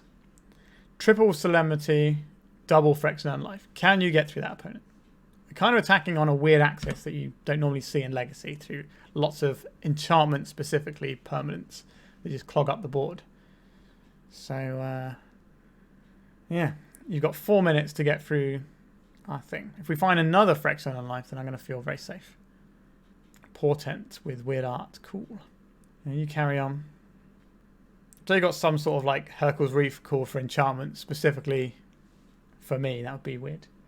It's not really a card that sees play. There are things that do things like that, but in blue, I'm not expecting to worry about that. At some point, they're going to learn what Phyrexian Unlife does. I can't imagine they'll continue playing after that. Just attacking for 4 here, is it? Sure. Be my guest. We've got loads of time on our clock. Can take this at a nice leisurely pace. Urza Saga will immediately die if we play it. Let's just play one of these. Something to do, isn't it? Slow them down a bit more. Okay, it's had a Ponder on top. So now we will play this Rune Halo, knowing that this won't get countered. We'll aim... Okay, we're getting a counter spell out of our opponent. That's fine. Force of Will, sure. Like, we're doing all this, but we still have loads of layers of protection here. We have to be able to reduce our life total to 0 and then bounce 2 Phyrexian Unlifes. And if we can find a third Phyrexian Unlife, then I'll feel much safer. Now we certainly whittled a spell out of our opponent's hand there. You keep paying. So we'll be at 0 next turn. But they only have 1 blue mana. I don't know how they're going to bounce 2 Phyrexian Unlives with only 1 blue mana. Ghostly Prison. Welcome to Misery Town, opponent. Sure, you brainstorm away. You got 2 minutes. Maybe they don't know the Phyrexian Unlife Solemnity combo as well. So maybe it will get us to 0 life and be, oh, is that what happens? And then it'd be sad. But they have no fetches as well, so this brainstorm will let them know what the next couple of turns hold as well. Go ahead, opponent. No, you want to tap that island. That's your only blue source. If they had Echoing Truth, that would be really annoying, but it's not a card you really see in Delver decks. Right, we've got another basic. Let's just play it out. And pass. So, by having all these annoying prison permanent type stuff going on, what it means is that our opponent has to click through more stuff than us as well. So, there's something. Yep. We're now at -2. So if they can bounce a Phyrexian Unlife end of turn, untap and bounce it, then that would be pretty annoying. Right, they didn't do that. Is this a turn where they find out what Phyrexian Unlife does? I hope so. No, we don't need that. We can use that to check a counterbalance if there's anything we ever want to resolve, but I don't think there is. You can keep attacking opponent, but nothing's going to happen, I'm afraid. It's like when you play Pokemon and your Pokemon runs out of abilities to use. Play land out. Play Shadowspear. Show them we had it. Alright. I feel we're about to have our third victory, unless they bounce right now. They did not bounce. Okay. The timeout. There we go. Classic Mighty Quinn stuff right there. And a powerful victory for the annoying deck. Just a casual 22-turn game against Delver. Alright, let's go to the final round. We are 3-2, so we're actually looking for the 4-1 now, which is incredible. No lands, so we're shipping this one. Opponent's got a 61 card deck. I think we can keep this. It's acceptable. Get rid of a Thespian stage here. We want to have enchantments so that our stuff taps for more mana. A Flooded Strand. What flavour of Flooded Strand is our opponent though? Tropical Island. Okay. Ponder. This isn't really telling us anything. But we are on the draw, so this land tax is going to be potentially great. Alright, are you going to play into my land tax or not? Or we get to draw 3 cards. Alright, up the beanstalk though. That does quite a lot of work. So this is a matchup where they're going to have lots of answers for our enchantments, unfortunately. Look at that powerful draw 3 right there. Incredible stuff. So we're going to play out our Saga and just start making constructs, I think. And we can discard a Plains. That's probably acceptable here. Or do we discard the Stony Silence? We'll discard a Plains this turn and probably a Stony Silence next turn. So our opponent's going to make land drops every turn. But we just get to thin out all the land from our deck here. Lorien revealed. Sure. Can't believe we've won 3 rounds already. That's incredible. So Leyline Binding is a thing that can do some stuff here. Oh, wowzers, trousers. That's many beans. I'm gonna say no to this land tax now. I'll take 1 and just replace my Stony Silence. Rest in peace, not that exciting here. I'll take a Thespian stage here. So we can make an Urza Saga next turn that doesn't go away with our Thespian stage. And hopefully our opponent's not running Wastelands, and that might be quite good. Alright, let's make a copy of the Saga. Goodbye. There's a Saga. This is where they cast Life from the Loam. Next turn, our Saga learns how to make mana. We're playing 2 cards next turn, so we want to get one of the planes out of our deck with the land tax. If we can get an Urza Saga that is a basic land, then we're probably going to be okay. Alright, they've had enough of our land tax. Fair enough. I will play this Rest in Peace because it stops our opponent from Life from the Loaming, which could be a thing in their deck. Because why wouldn't you put a Wasteland Lock in your 5-colour deck? Alright, let's have a look. So this is now going to learn how to make mana for us. We could Idyllic Tutor here, but I think we're just going to Rest in Peace and stop Life from the Loam being a thing. I don't want to get loamed. And then next turn... Wow, okay. I think they're going to cast Life from the Loam next turn. That's what that tells me. So we're probably going to lose the Urza Saga now. If we don't know, then... Oh, wow, that's not a way... They could have an Uro here to put in the Wasteland, so I got too excited. Yep, and then they put in the Wasteland. Or maybe they just didn't want the Rest in Peace because they're relying on Uro to do stuff. Xander's Lounge, sure. Kind of wish we had Graveyard Hate coming in off of a Saga at some point, but that's not the game we have here. So, This is the 2-turn play. We could just start pumping out constructs every turn here. I think we're just going to make it a plains now. Now it's got that ability. I don't think I want to play a Deafening Silence because we're probably going to want an Idyllic Tutor for something at some point. But now we have an Urza's Factory that we can just kind of keep spamming from. And hopefully we can deal with this Uro before it's too late. So I think we're looking at fetching a on Thin Ice because our Saga Plains is not going to go anywhere now. It's not going to gain additional counters. It's just going to stay with the ability to make constructs. And now we can Idyllic Tutor for an answer to this and hope that's good. And then we can start cranking out the tokens. This could be a long one. You're getting your value this league, that's for sure. Can I Idyllic Tutor, please? If I say no, we play the rest in peace. Oh, they just let us have it. Sure, taking on Thin Ice. See if we can get rid of their Uro. They can obviously Leyline Binding our on Thin Ice, but that will put the Uro into the graveyard, and then maybe we'll have a chance to snag it with the rest in peace. I wouldn't mind having some kind of flicker effect available in this deck for some of our little enchantments. Are they ploughing their own guy? That is a strange play to me. But fair enough. Why would you plough your own Uro then? It's getting exiled either way, and you can get it back if you Leyline Binding our on Thin Ice. What am I missing here? Why do they really want 30 life? Okay, they're going to do a big 4th Eolingus here. Yeah, okay, that's going to beat our Saga plan. Alright. I'm not a massive fan of that for us. And we can't get protection from this either. So ordinarily, you'd be okay for being control decks with just this Saga ticking up. But Lord of the Rings changed the game a lot.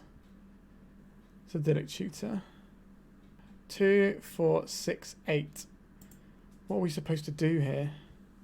None of our options look amazing to me. We could get... I don't really want to show them all our things. They're going to be bringing in Enchantment Hate anyway. If we get Phyrexian Unlife, we have a turn where we get to... Yeah, so you get Phyrexian Unlife. We have a turn where we get to try and draw an answer. But if they just have another Phyrexian... Actually, they have Mystic Sanctuary coming up for another... I think we're just dead there. I don't think it's worth showing them what we're about there.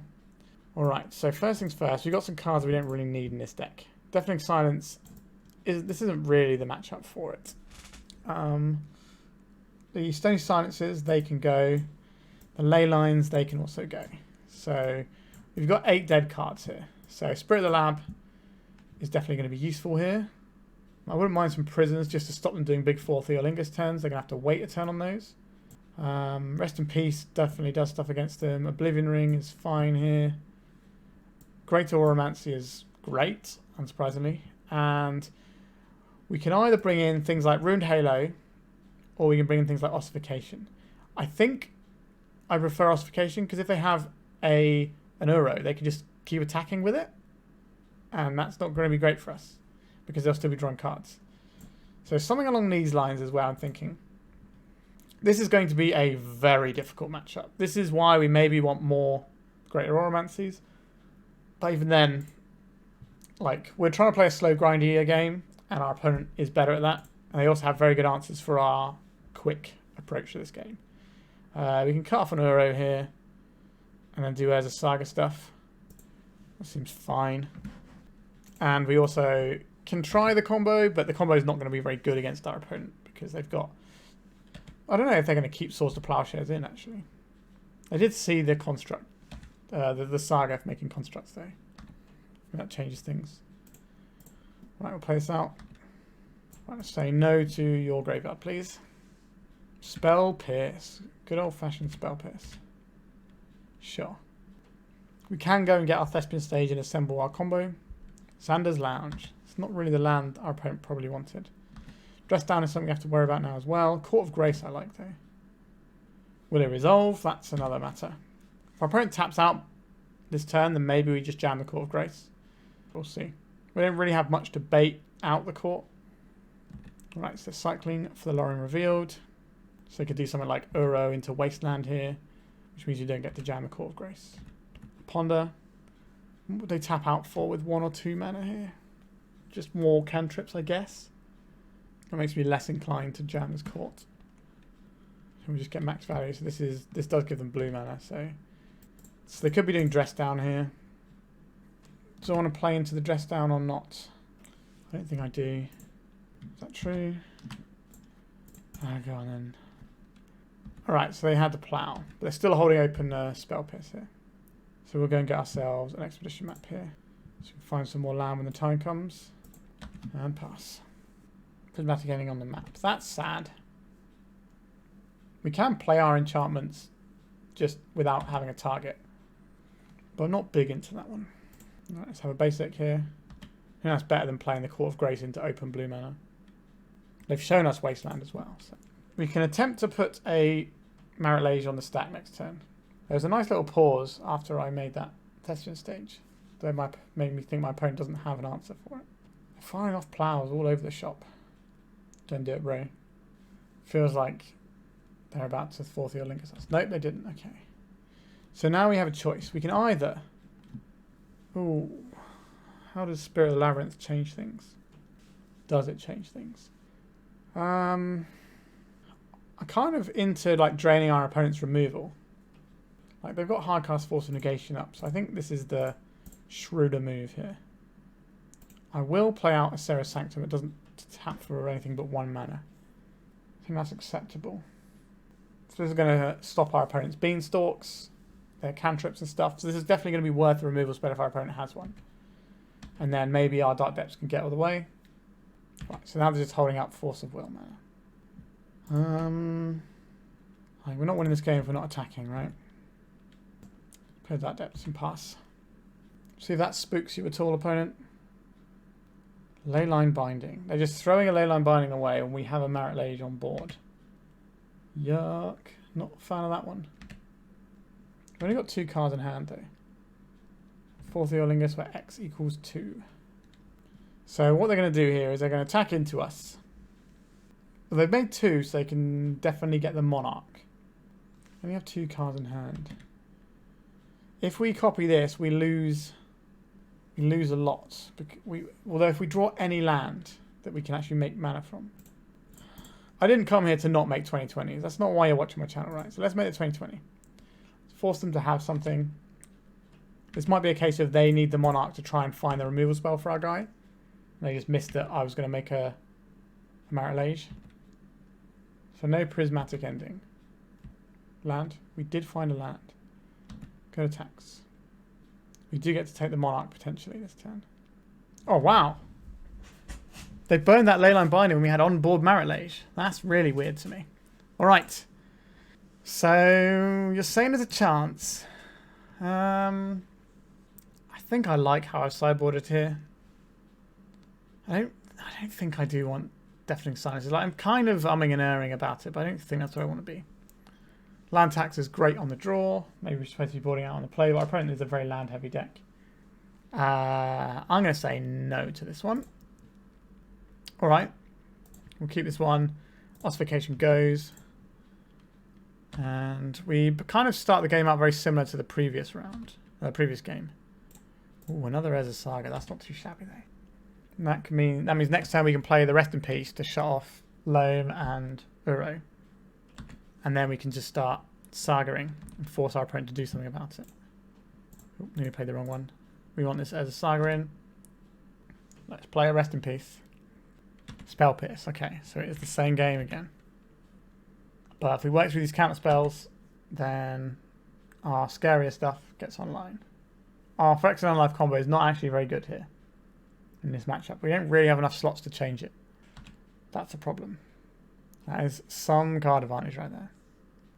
So we can start making Urza Saga tokens. Also need to be a little bit wary of the clock. Although Control decks can finish games a lot quicker because Fourth Lingus is a very silly card. Interesting. I think we're just going to make some guys. I don't think the long game favours us that well, and the Solemnity combo isn't actually that great. We have to take a turn off from making constructs to do it. Another beanstalk. Alright. So you're telling me you want to draw some cards. I suspect my construct is going to eat some form of removal this turn. There it is. I'll get the expedition map. Playing as a Saga. We'll pass turn. And end of turn brainstorm. I think that's because their hand is so good, they just want to make sure that they cast all the spells they want to on the next turn, and they don't want to have to waste time brainstorming when they've got so much stuff going on. That's a power brainstorm, not a desperation brainstorm. Why would you be desperate in the face of a 2/2? Alright, they have a wasteland as well. Yikes. Leyline Binding. Are we going to lose the map here? I believe we are losing the map. I think that is better than the construct here. Yeah. Okay. Attack for a powerful 1 damage. Let's try Solemnity. We've got a spare one if this gets countered. But our opponent has Leyline Bindings in their main deck, and potentially Teferi. Unlikely to see Teferi these days, but you still sometimes see it in the 5-colour builds. They're not true 5-colour. It doesn't look like they're playing Orcish Bowmasters. I think they're just splashing black off of Xander's Lounge for the purpose of Leyline Binding. Alright, opponent. How bad is it going to be for us? Feels like an Uro or a 4th Eorlingus. Oh, just a Lorien Reveal. Draw in 5 cards for 5 mana. Sure. Oh, you got to discard one though. Play another Solemnity. Makes it harder for them to take us off of that bit, and we've got the time to sort of wait there. There's a Ponder. Flooded Strand. Another Ponder. A Land Tax. I think this might eat a counter spell. Alright, we're just in. Let's try Phyrexian Unlife. If we can assemble enough copies of our combo, then they might run out of Leyline Bindings. And that's how we win this game. Which is a bit of a joke. But they also have some number of prismatic endings in their deck, as they've shown us. So it's probably 4 bindings, 2 endings, would be my guess. But they could have 8 answers, which is exactly what they need. Well, they got 7 answers left in their deck, potentially. Which would be enough. Alright, opponent's brainstorming. We've seen half of their deck. There is a Ponder. Alright. Let's get some lands out of our deck. See, I've got card advantage in my deck too. Sure, let's make it 2020. Which of your myriad ways of killing this are you going to deploy?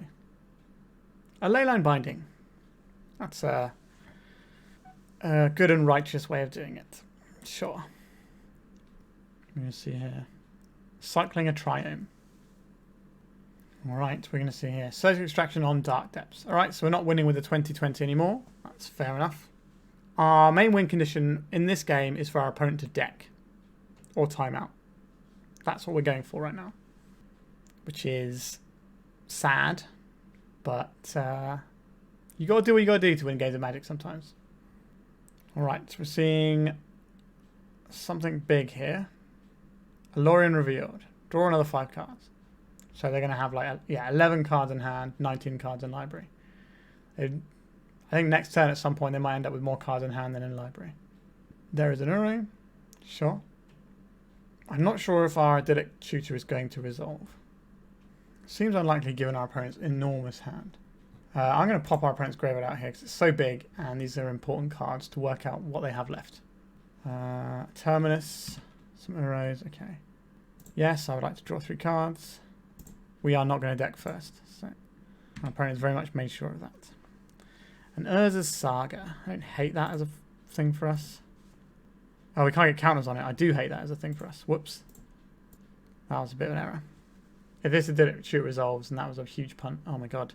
It was a huge punt. How are we supposed to deal with this? Do we just get another copy of Phyrexian Unlife? I think so. Alright. That was embarrassing. Otherwise we get Rest in Peace and cast Rest in Peace. I think we're just on the play enough things that they can't remove all of our stuff before they die. Which is a plan. After a fashion. So we know they've got a prismatic ending left in their deck. And I don't think we've seen more than 2 bindings, but I'm expecting 3 to 4. And they have Force of Will too. This Urza Saga will make mana for us if we play the Serra Sanctum. So they know we have the Phyrexian Unlife. So we cast this first, and then they don't know about the Thin Ice that we use to get rid of the Uro for a turn. I don't think we want this now, do we? Alright, so we have a Serra Sanctum if we want to use that for mana. Alright.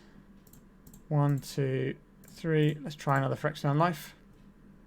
How do you feel about this one, opponent? We're going to see a hard cast Force of Will here. I believe so. Which will draw them some cards. Sure. Let's try and get rid of their array. Buy ourselves a bit more time. Alright. They have a Force of Will. Does not feel like a matchup we're particularly well kitted out for. So they can do a big 4th Theolingus turn here if they want to. And then smash us up good. That's a fairy. Sure, that can bounce out our Phyrexian Unlife if they want to.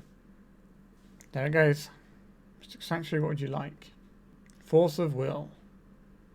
Understood. Sure, let's draw some lands out of our deck. We only have 1 left, okay. I know about this. They're going to resolve. I suspect not. So they're probably going to try and kill us on the next turn with a 4th Theolingus, but maybe the Ghostly Prison can stop that. Alright, opponent. 7 cards in library, 8 cards in hand. Doesn't bode well for us. So they could just Leyline Binding our Ghostly Prison here. And then play the 4th Theolingus. Maybe we need more Greater Auramancies in our deck. Or a way of... Alright, we'll save it for the debrief at the end. Opponents take a long time here.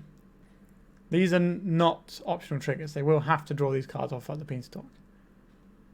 They do have lethal with the 4th Theolingus on the next turn, if they have it. Maybe they bought it out, or it's the final card of their library. These are the things we're hoping for. Now, they might have multiple 4th Theolinguses in their deck. And we've just been waiting for the spot to cast it for lethal. Yep, there's a Life in the Loam in the graveyard as well that we suspected they would have. Alright, red and white mana in the pool, and then a whole bunch. How many is this? 4, 5, 6, 7, 8, 9, which is 18 damages. Oh, they misclicked there. That is an error. And they didn't attack with their Uro either. Right, we still probably lose this game anyway.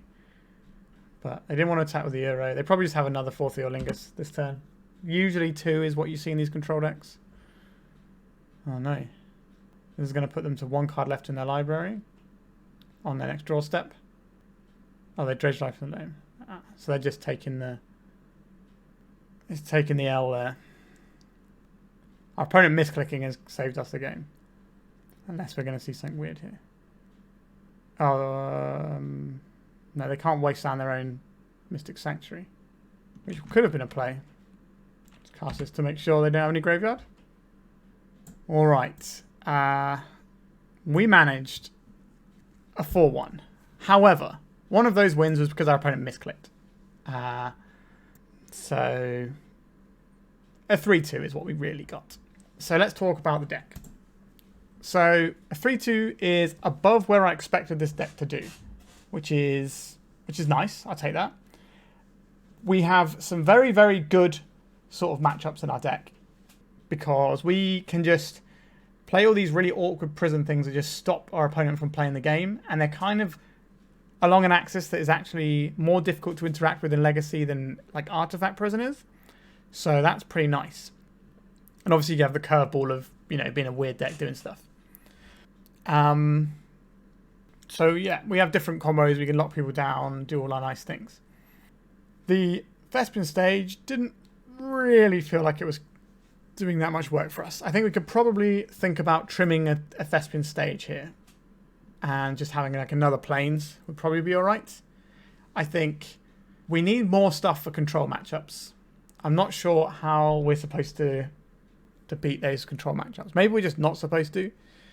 Maybe it's more Spirit of the Labyrinth, but again, they have lots of removal. But if we can waste all their removal on our spirits, maybe the Dark Depths will get there. And that's some sort of logic that we can apply. I would also quite like access to like the really big enchantments. Like, we had a lot of mana here. We could do all sorts of stuff.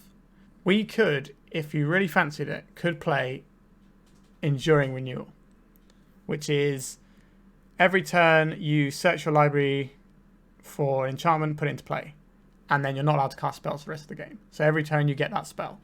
So We could run that instead of Idyllic Tutor. Now, that is a lot of mana, so maybe we don't want to trim that. But we could trim the 3 Idyllic Tutors and have a couple of interesting silver bullets and an Enduring Renewal. And maybe that's an exciting thing to do. Like, we did find ourselves in the mid-game with a whole bunch of mana and not necessarily the most to do with it. So if we had, like, an Enduring Renewal, we could just go get an Urza Saga every turn. Or we could, you know, assemble our combo, get enough lock pieces. Or we could get the Court of Grace as a win condition. Or we get the one that, like, turns all of their creatures into 1/1s with no abilities. That's pretty good too. There's definitely some options we could look at if we're going that way. An earlier build of this, before I sort of honed in on all of the cards and everything, had some moats in the sideboard. But the reason I took moat out was because I thought, what are the things that are most likely to kill us? Like Delver of Secrets, Dragon's Race Channeler, Murktide Regent. Although it is good against the win conditions of control decks, but then they can blow up moat quite easily. So I don't think moat is where you want to be. And for anyone playing in paper, it costs like infinite monies, so probably nice to keep out of here and make this deck at least slightly affordable with just, I think Serra Sanctum is probably the most expensive card in this deck, which is probably a few quid, but it's very cheap online, so this is definitely something you could jam online. Is this deck great? No, definitely not. Is it fundamentally flawed? Yes, but we're aware of that flaw and playing into it. So the flaw is, against the sort of the decks that go longer and grindier, like the control decks that are designed to answer stuff, they are just going to ruin us. And like we said, the combo decks that don't use their graveyard and don't want to cast lots of spells, so Doomsday, are going to be horrible for us. So those are some fundamental flaws with what our deck can do. But we're actually pretty good against a lot of the rest of the field, as it turns out. Like, we can remove a bunch of stuff and just grind our opponents out if they're like a Delver deck. That's not going to be that difficult to do. We did it today, and that felt fine. The Delver matchup honestly felt all right. And then we have a lot of combo decks. We just can sometimes steal a game one, you know, with a Rest in Peace or a Stony Silence or a Deafening Silence or a Leyline. We've got a lot of ways of just stealing game one, which is quite nice. And we have so many permanents to mess them up game two that I think a lot of our matches are quite... Now, 5-colour control decks are pretty popular, to be honest. I think it was the most played deck at Eternal Weekend Asia. So we are running into some problems if we just make ourselves very weak to that deck. But again, it's still only like 6% of the meta in that tournament. So maybe just like take the L's and just go, look, some of these things are going to beat us, and that's fine. So let's just Mighty Quinchantress people out a bit. Honestly, this deck, I was expecting it to be like a total meme deck, but actually it feels like there's some real stuff here. I feel there's probably some more enchantments. I'm not going to look through every white enchantment ever printed because who's got the time for that necessarily? So I went back looking through the ones I knew about and like some of the lower curve ones. But when you start getting like to 3 or more mana for enchantments, then there are so many out there. So if you know any sweet enchantments that can actually help this deck out, by all means comment. I'd like to know them. But this deck felt way better than I was expecting, and I'm pleasantly surprised, and there's a nice little Depth December bonus for us, rather. I told you we'd be playing a spicy one today, and not only did we play a spicy one, we got to enjoy and savour the spice in a rare way. So I'm pretty happy with this one, and I'm not really going to talk about it anymore. I think the league shows for itself, and it's quite a long one, so I want to go to bed. But if you enjoy this one and want to see some more spicy stuff, do I have anything spicier than this coming up this month? Not necessarily. Probably not, but maybe some stuff which is similar levels of spice, depending on how you're rating your spice. But Mighty Quinchantress felt pretty good today. So like and subscribe, help me out. Make sure you don't miss any of the content because I'm playing some really cool stuff and I want as many people to see it as possible because I'm having an absolute blast over here. All right. I will be quiet now and let you leave. So thank you very much for watching and goodbye.